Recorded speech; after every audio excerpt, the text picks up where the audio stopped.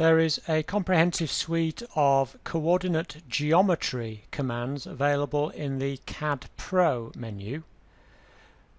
But if you want to create new CoGo created points into a load file so that they can be placed into a new survey, then you can always use the Output, Design Digitize, CoGo functions.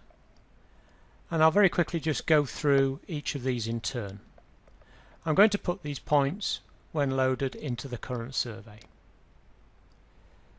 To distances option is useful if you have a taped distance from 2 points to create a third point.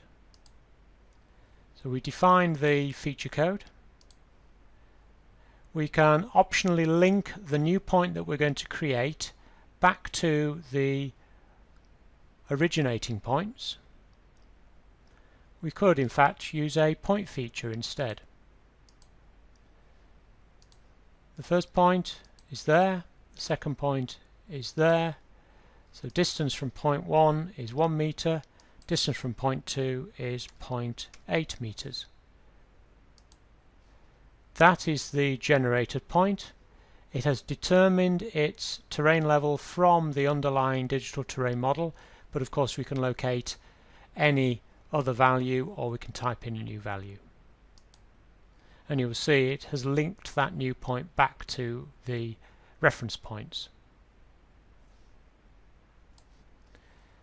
Line and offset. Again, we define the link feature or point feature. We define the start and end of the reference line.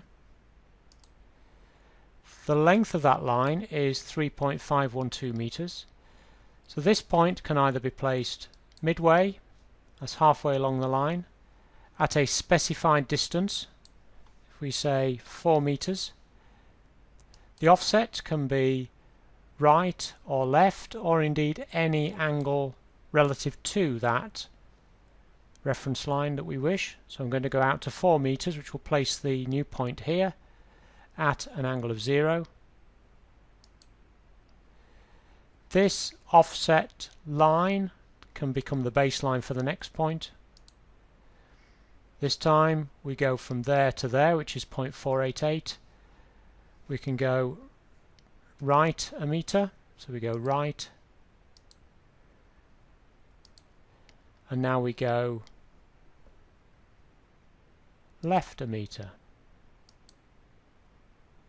and so on. So these points are going into a load file and we can load those back into the survey when we're ready.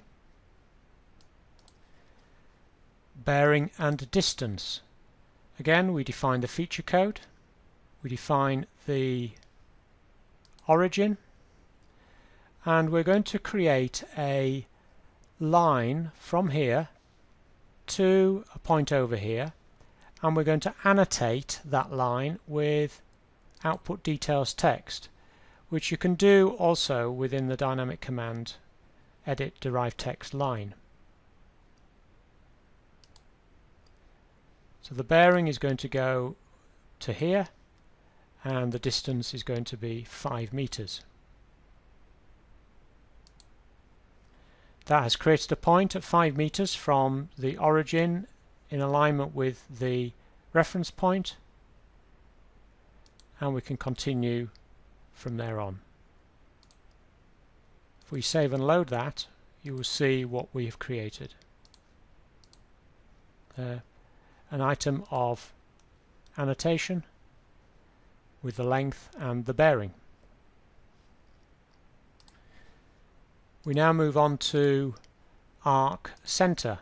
We define the feature code for the arc, also the level determination for the points along the arc, whether we take the level from the current survey or we can enter a datum value.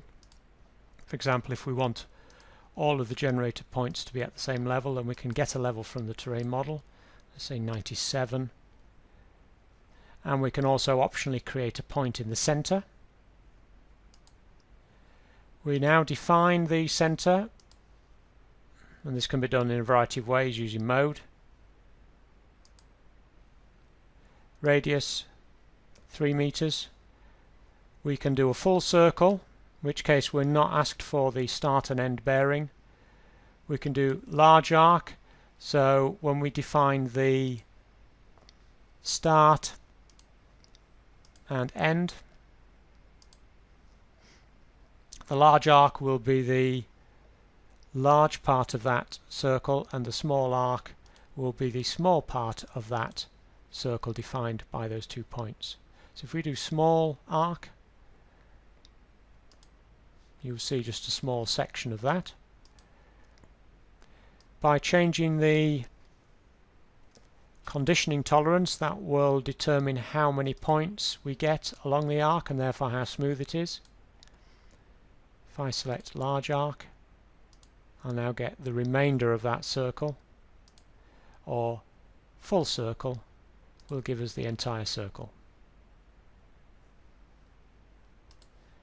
Arc by 3 points.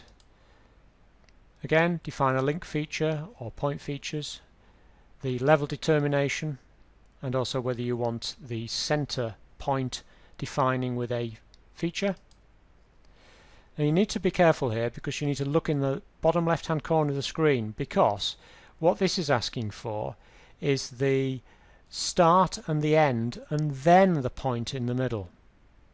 So if I say I want the arc to go from here to here, but it needs to go through this point. If you do them 1, 2, 3 rather than 1, 3, 2, then the arc isn't going to work. That's the small arc, that's the large arc, and that's the full circle. Of course, you can type the values in, you can locate existing observations and the like. And finally, steps and stairways. Now, this is something that can be coded in the field using the -RS for rectangular steps, -AS for arced steps, etc. There's several options available to you. But if I just draw a section across here, you'll see that this is a slope. So we've got points at the base, which are these 2 points down here, and then 2 points at the top. And it hasn't been coded for steps. Now, as long as there is a minimum amount of elevation change across the base and the top, and there is actually a level difference from the bottom to the top, then this should work okay. If not, you'll be told in the bottom left hand corner what the reasoning is for it not working. Let's go into steps and stairways.